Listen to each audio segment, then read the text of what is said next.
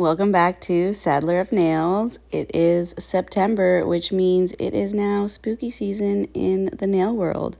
So I'm going to show you how to do this very easy bat French tip. And the base coat is Jelly Bean by Bioseaweed Gel. And I'm going to be using my long fine liner brush by Glam. And the nail tip is an Aprés long sculpted Coffin nail.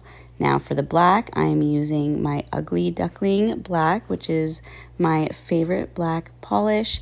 And we're just going to load up the brush, completely load it, like fill that brush up with polish. And then you just kind of dab some excess off. When I do a French tip, I like to mark my center. So I like to mark like the center of the nail and then where my smile line is going to end up at the cuticle. And then I start at my center dot and then I just freehand it. This has been years and years of doing nails. So practice makes perfect. So just keep on practicing and you will get it. And when you do press on nails, you can flip that nail around and get the curve on the other side. I know it is easier with press-ons. Yes, I have been told it is definitely harder to work on someone's hand. I do not deny that. So after I've done the smile line, I have not cured it. I'm coming in with my dotting tool to do the little head of the bat. And then using the fine liner brush, we're just going to pull out the ears to make a cute little bat head. And then again, now to do the bottom of the wings, the points, I'm marking where I want each point to be. I definitely suggest you do that because, I don't know, for me, if I'm off center, it really bothers me. So I like to mark it out first, give yourself a little guide, and then once you are satisfied with your dots, you then start painting in the shape of the bat. So I'm just doing little half circles, I guess, and I'm connecting the dots together. And then again on the other side. And yes, I'm flipping the nail over because that is easy for me to do. And then don't worry about these lines being perfect because we're going to come in afterwards and we're going to perfect those points and make them nice and sharp. So after you've done your outline, you're going to fill the bat in completely with your black polish. I'm still using the long fine liner brush, just loading it up and filling it in. I love the Ugly Duckling black because it is a one coater. You don't have to come in again and do a second coat. When you're doing art like this, it is really frustrating to have to do two coats just because, I mean, this takes some time. So if you can find a really good pigmented black, it's a game changer. So Ugly Duckling, and I do want to try Madame Glam's, I forget what it's called, but it's like a one coat black as well, but I do not have that one, so I have not yet tried it. But honestly, all other Madame Glam polishes are so good. I'm sure it's amazing. So now I'm coming in with my ultra fine liner brush, and I am just sharpening those points, making sure we're centered. You don't have to be perfect.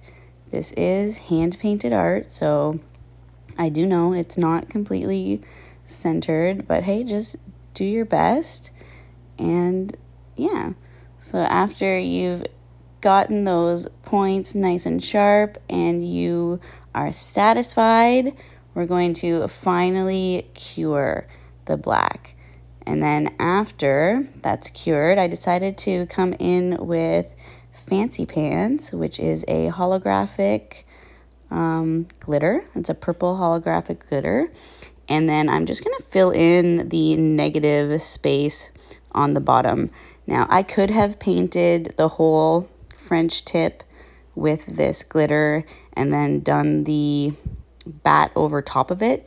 But sometimes, you know, it ends up being a really thick nail when you just do layers and layers. So I just decided to do the bat first and then fill in afterwards with the glitter. And again, I'm just using the long fine liner brush and just filling in that glitter and making it sure it's nice and even. Sometimes with glitter, it can end up being very clumpy in spots.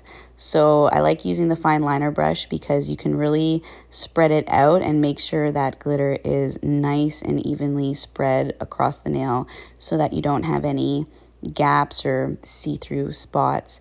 And this is a very, very thick glitter. So once again, you do only need one coat of it and it is good to go, which we just love those one coaters. So once I'm done and satisfied with my glitter placement, I have cured it, and I decided I want the pink part of the nail, like the nail bed, to be matte. So I'm going to paint the entire nail with my Ugly Ducklings matte top coat. This is a no wipe top coat, and it is my favorite. So once that has cured, I'm just spraying some isopropyl alcohol on a cotton pad, and I'm wiping away that dispersion layer to reveal the matte finish. And it is such a beautiful matte finish. I love it so much.